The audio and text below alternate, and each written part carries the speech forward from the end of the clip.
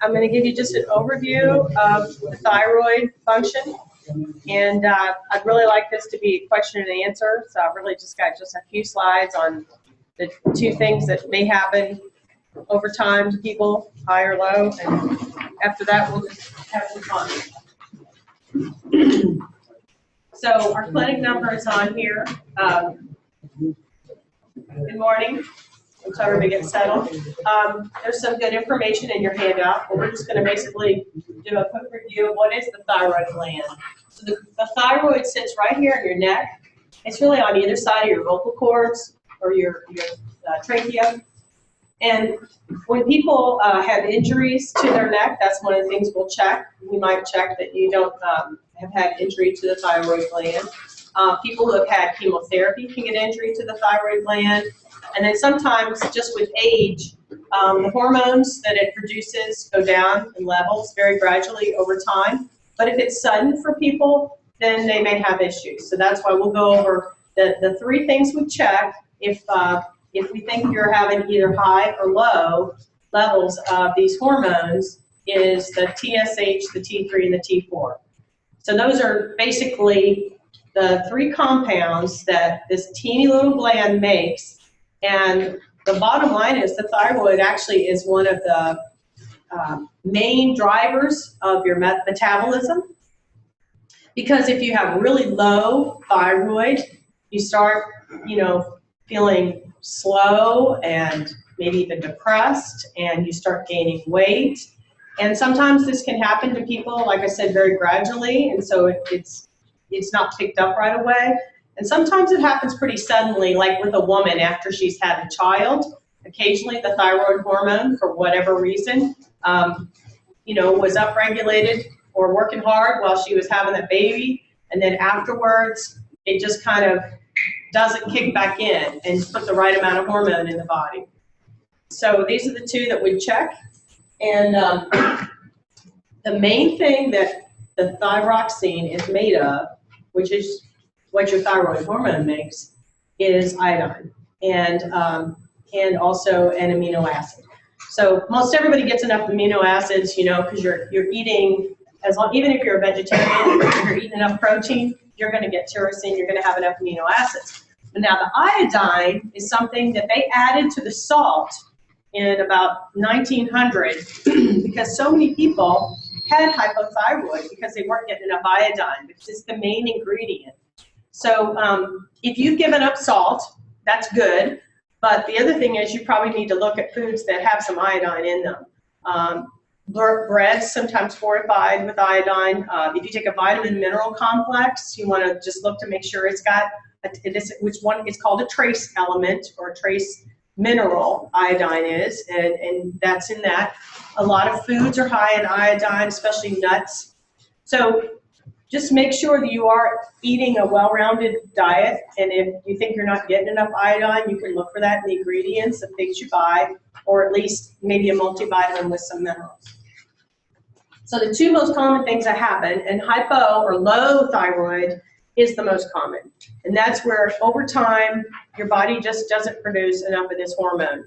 And basically, like I said, this hormone helps your heart rate be the right speed. It helps your metabolism be the right speed. It helps you maintain your body mass and not be, too much fat versus muscle. So that's why people will say, gosh, I've been dragging and I've gained 40 pounds and now I can't hardly get out of bed. There's a lot of things that can cause that. But if we've already, looked at the other things that are going on in your life and we haven't, we will go ahead and check the thyroid hormone, okay? And then hyper or high, that is happens less often, but it's more common in women than men. But what you'll usually notice is that person is someone that's losing weight, even though they don't want to. They're feeling nervous, they're hot all the time. Well, guess what? That's what happens to women when they go through menopause, they get the hot flashes.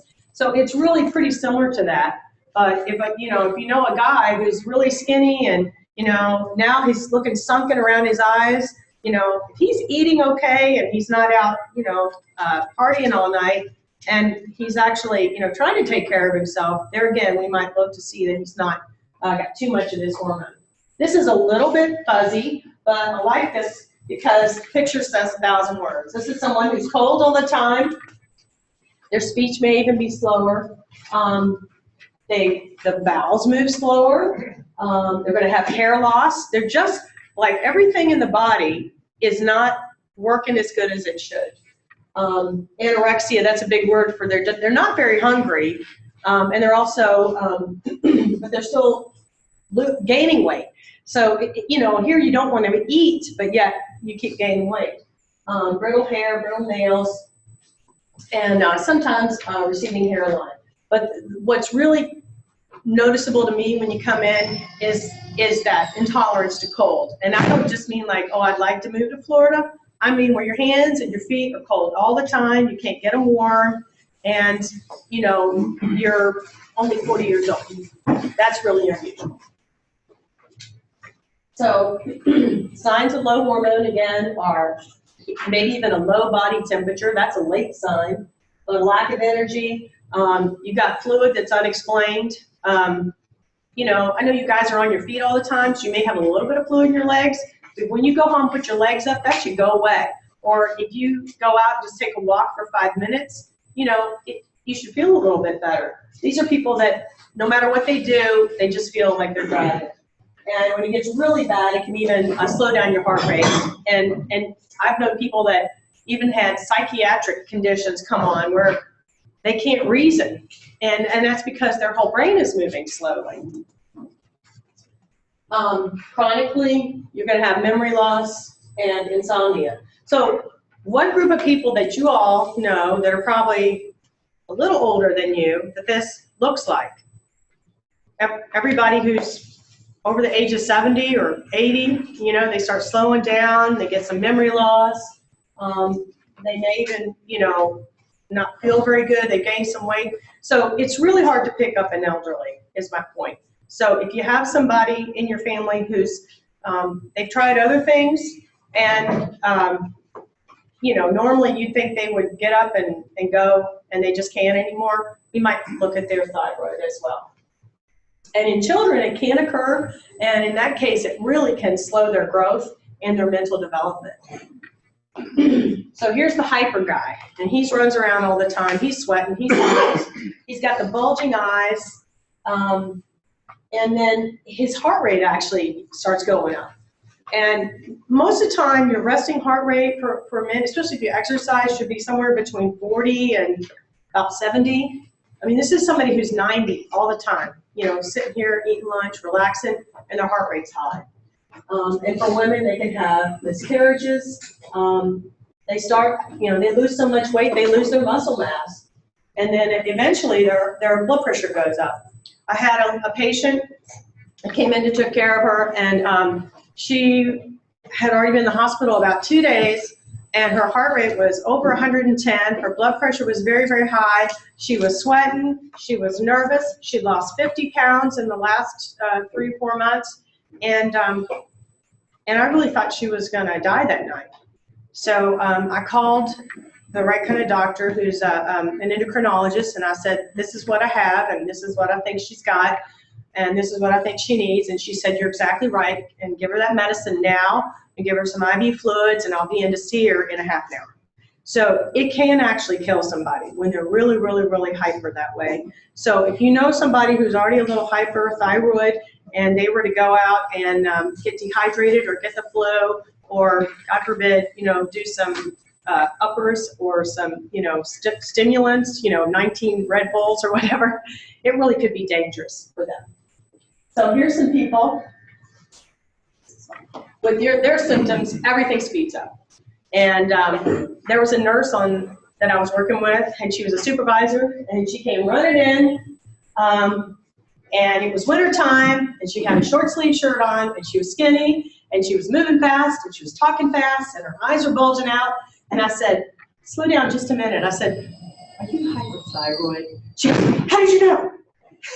Well, everything about her just told me that, she was at that point where she really needs to go be seen and be treated. And then the warm, moist skin, tremor. Now, goiter is just a big word for people who get the thyroid gets enlarged. Most of the time, it's not cancer, and it can be removed surgically, and they do very, very well. But for whatever reason, sometimes, just like when a gallbladder gets big, the goiter or the thyroid itself, the nodule, will start enlarging and have abnormal cells, and it looks like they've got a golf ball on the side of their neck. So that's another easy sign to pick up on, and it does need to be referred to a surgeon. So bugged out eyes, good old Marty Feldman, he's a classic.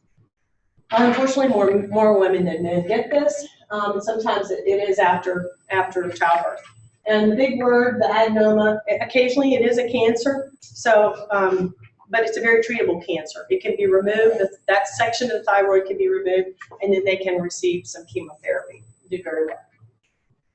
So, risk factors for all of them. Basically, we really don't know. The autoimmune, that means your body is fighting itself. Diabetes is kind of that way too. So there's just a small percentage of people that sometime during their life may have their thyroid gland either act up too much, or more often it starts producing less and less and less of the hormones as you get older. That's the references. So let's go to the fun part. You guys can finish your lunch. Here, I'm going to stop that section. If you guys picked up your little quiz,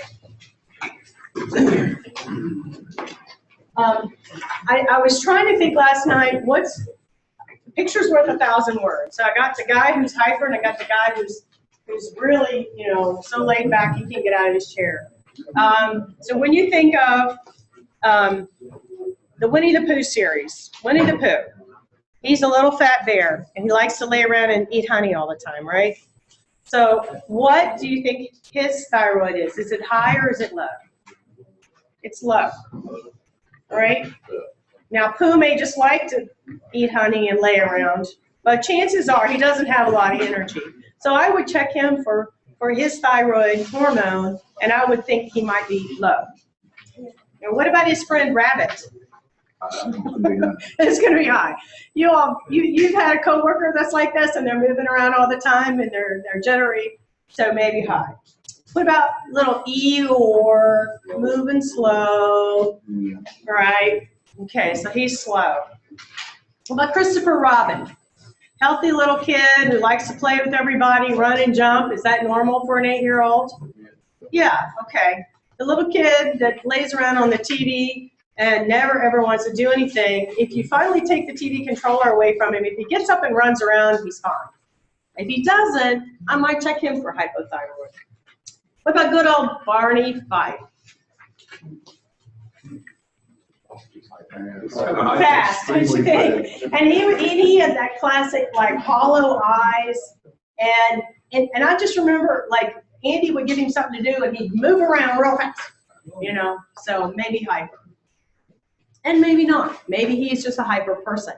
But when people come and they have, symptoms, and it's bothering them enough to where they want to, talk to someone about it and maybe get their levels checked. These are just things we look at the whole clinical symptom. What's your heart rate?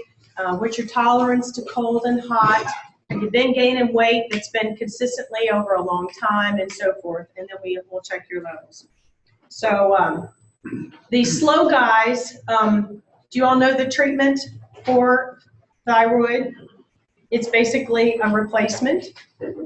So that's a real easy one. There's actually a synthetic thyroid hormone that's called thyroxine. And probably I would guess if you start asking around everybody in the group of people over the ages of 55, probably 1/3 of Americans need it and or take it. So it's a supplement.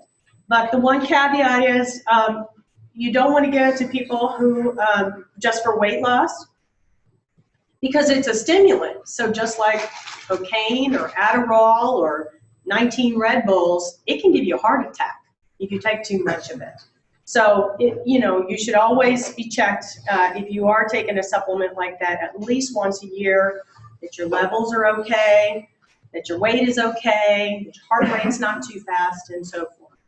So that's hypo, which is low thyroid, and hyper, which is high thyroid hormone production, kind of in a nutshell.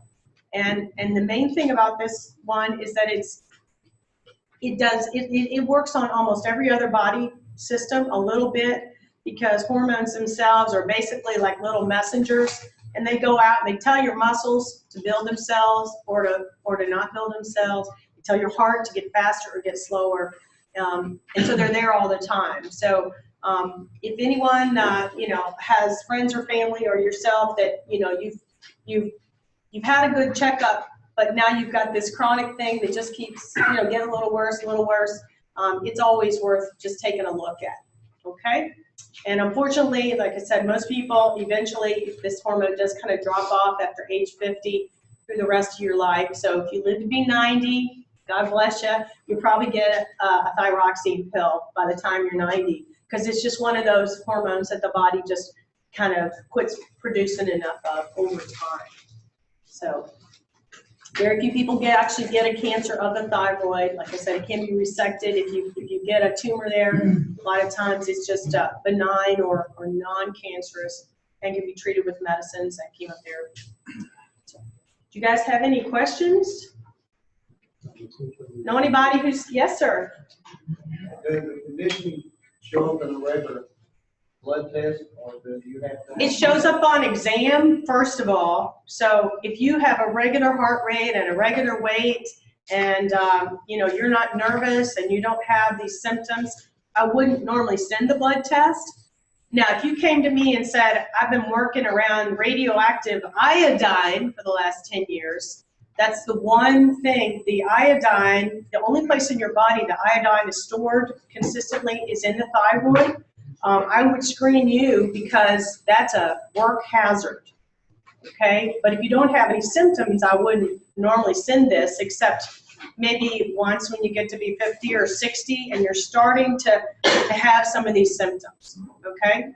Mm-hmm. Laurel, but on that, just to maybe clarify, if you have a normal physical and they do a blood test, yes, it will show up on it does show up, yes. The blood test for the hormones, yes, we could send that out. Mm-hmm. Is it hereditary? My mother just she'll turn 80 next month. Mm-hmm. She just been going to the doctor because of that. Yes. Actually, almost all the autoimmune diseases are hereditary. And what that means, autoimmune is a big fancy word for your body starts thinking that something else, another hormone in the body is bad. Diabetes is kind of like that. The blood cancer is like that. And we're not sure why, but sometimes the body thinks, oh, that's a bad enzyme and I'm going to fight it. And so we end up giving some medicines to get your body not to fight itself. Okay? Mm-hmm. Good. Yes, ma'am. That's people supposed to be aware from x-rays, because when you go to dentist regularly, they give you x-ray yes. every year once. They're supposed to ask for the thyroid color. Yes, ma'am. I would say if you've been x-rayed 10 times in your life, there's no way you'll ever get too much radiation. But the dentists are very conscientious about giving most people a collar with the old machines. Now, the new machines, the ones that go in a circle, they are so low in radiation, they don't give you a collar.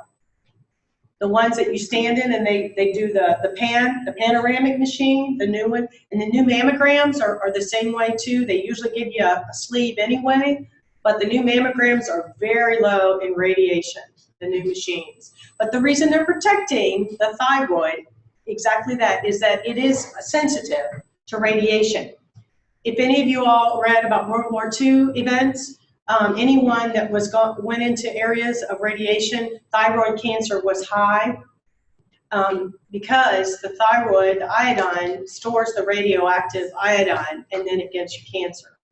But some other thing about iodine. Iodine doesn't help in both conditions. Iodine doesn't help in both conditions. That's helping when you're overactive or underactive. Mm-hmm. Iodine is not necessary for people with some of those conditions. I don't know yet now. Well, everybody needs a little bit of iodine, right, but you don't need a supplement. Yeah. What about selenium? Selenium is good for thyroid too. All of that's a trace element, selenium is. So your body can use trace elements for a lot of these little reactions, but most people get enough of those from your regular food, unless you have a very, very strict diet and you're, only eating certain things. So it's not necessary to supplement it, unless you've been told for whatever reason, you're low on that. So, but then again, that's a blood test. We can send a serum or draw blood to see if you're low on some of the trace elements. That's pretty specialized.